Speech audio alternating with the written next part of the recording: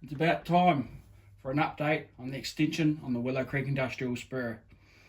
Now this little area here is going to be the new corn syrup transfer facility. I'm going to hopefully use the Walthers kit for that.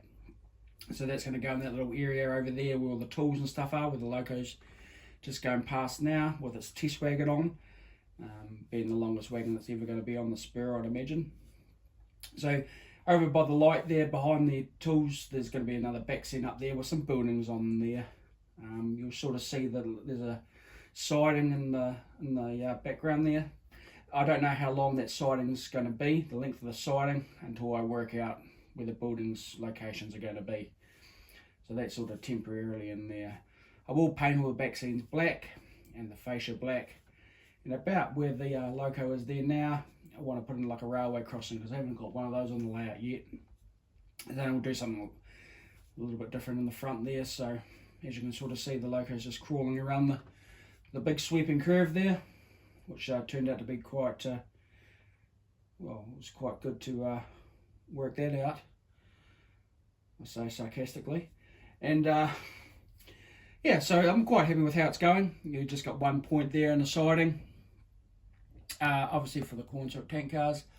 My followers will know that that's the end of Lorna Foods and the start of the Short Street Yard that used to be over the other side. This here is just going to be a abandoned piece of track there, just to add some interest to it.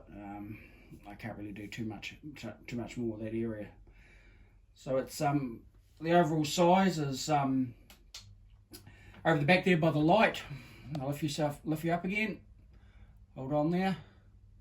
Over by the light there, it's 800 wide.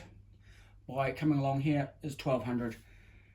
The baseboard's made out of 9mm MDF with some cork tiles on top. Underneath I've got some pine runners that go all the way along. So it is real light, but it is quite sturdy,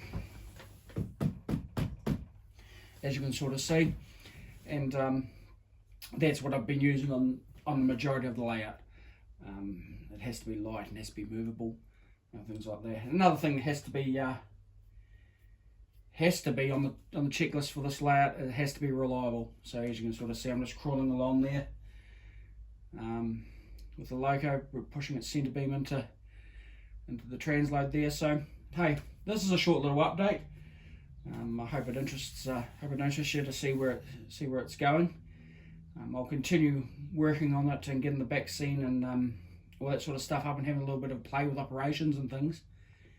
And we'll go from there. But hey, thanks for watching, and I'll catch you on the next one.